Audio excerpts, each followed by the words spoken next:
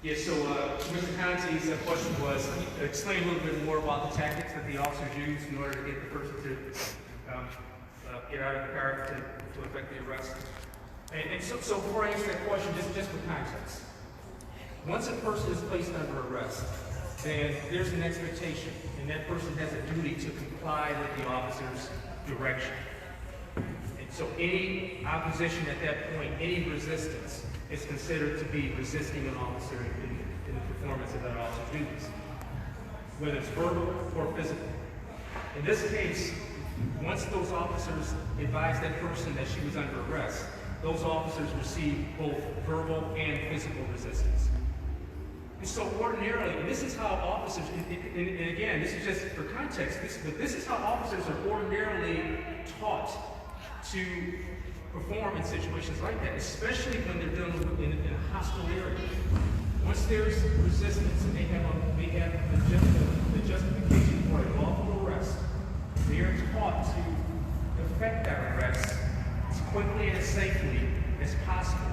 Because we all know from our training that once a person is told that they're under arrest, especially in a hostile area, the longer that it goes before that person is actually taken into custody and placed in the police car and taken out of that area, the longer it goes, the more dangerous that situation gets. Everybody. And officers are always thinking that. And that's what's so remarkable about how those officers performed that night. Because they knew that the longer they were out there trying to plead with this person to get out of the car so that they can effect that arrest, the longer that it went, the more dangerous that situation was getting. More people were coming around, it would get more hostile, and it's going to become very, very difficult. So, despite that, they used the utmost of restraint by talking with this and pleading with this person for 7 to 8 minutes to get out of the car. And so once they got to a point, at that point, now they know they can't plead anymore. This is becoming dangerous for everybody. Any more minutes that we spend doing this, somebody's going to get hurt. This chaos going to occur in this area. We've got to effect this arrest. And so that's when they had to make the decision that there was some sort of physical force that was going to be needed in order to effect that arrest. And officers are always taught, use the minimal amount of force necessary in order to effect that arrest.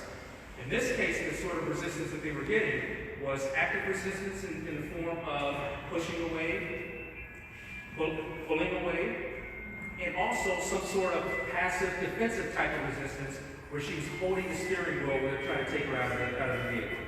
So they're got her halfway out the car, they still see that she's holding onto that steering wheel, and so in order to get her to release that steering wheel, one of the officers performed forearm to forearm strikes.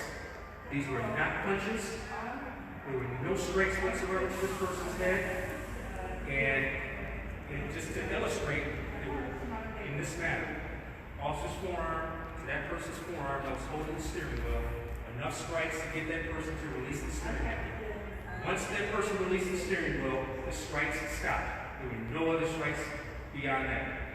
And I just want to make this clear because one of the things that we were hearing, part of the narrative of this that was circulating is that those officers punched this person or they elbowed the person. Totally not true. Very, very clear from the body worn camera that there were no punches whatsoever and there were no strikes whatsoever to that person's face. So I have a couple of questions, if I could, based on based on the on some of the statements that were made by police. We probably should stand closer. If you can just answer these in tandem. Not by police, excuse me. During the video, was the woman knocked unconscious? No. So at no point in time was she unconscious? No, not at all. Some of the bystanders made statements such as, why didn't they pepper spray or tase her first? And they attempted, and that's one part that I did not get into. They did use pepper spray as an alternative, as a first option in order to get that person to release and to comply with the arrest, and the pepper spray was not effective. Do you have to exit a vehicle when requested by a police officer? Yes. Can you refuse to be arrested? No. Was she told that she was under arrest? Yes. Was she told that she would be physically extracted? Yes. Was she continuing to resist? Yes. Was there any point in that video that you felt that the officers were not following procedure? No. Those are my questions. These are just based on the things that I heard in that video, and I just wanted to make sure that we clarified some of those because they were big points, particularly the one that she was unconscious. Okay. Anything else? Another question from the audience is back to my camp, please.